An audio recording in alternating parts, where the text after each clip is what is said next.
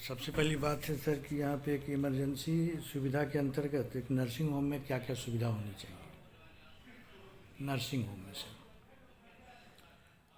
देखिए, nursing home अब उसने किस चीज़ के लिए उसने अप्लाई किया है और उसको कौन सी सुविधा देनी है वो उसको डिस्प्ले करना चाहिए। जी अगर मान लीजिए कि कोई ऑर्थोपेडिक्स का लिया है तो ऑर्थोपेडिक्स के नर्सिंग होम में जो ट्रॉमा से रिलेटेड या बोन से रिलेटेड जो इमरजेंसी सेवाएं देनी चाहिए जी वो उसके पास होनी चाहिए। अगर सर्जरी का लिया है तो कुछ सर्जिकल का जो भी इमरजेंसी केसेज आते हैं या चाहे सर्जिकल ट्रॉमा का, तो उसके लिए उसके पास व्यवस्था होनी चाहिए।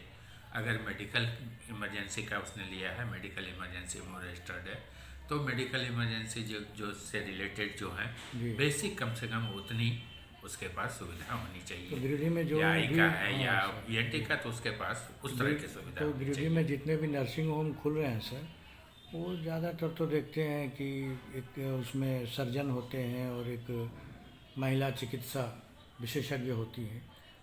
तो इसके आधार पर क्या कुछ होना चाहिए उसमें सर। ज़्यादातर तो नर्सिंग होम गिरिडीह का ऐसा ही है।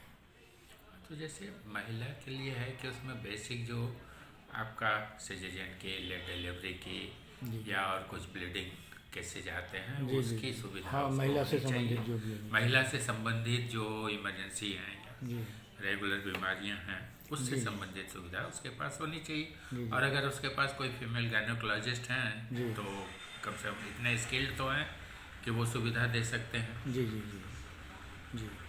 और गिरिडीह ज़िले में सर जो नर्सिंग होम खुल रहे हैं उसमें आपके तरफ से ये जानना चाहेंगे कि उसका क्या मानक होना चाहिए सर। देखिए, वो जो अप्लाई करते हैं किस मानक में, जी उस मानक को हम लोग वेरीफाई कराते हैं पहले जी इससे अपना किसी में एमओ से या और कोई जिस क्षेत्र में खुलते हैं उनके जी जी एमओआईसी से वेरीफाई करा लेते हैं जी कि जिस मानक के अनुसार उन्होंने अप्लाई किया है उस मानक पर वो खरे उतर रहे हैं जी कि नहीं। और वो कहते हैं कि नहीं ठीक है उस मानक पर हैं तो हम लोग उनको रजिस्ट्रेशन देते हैं। जी।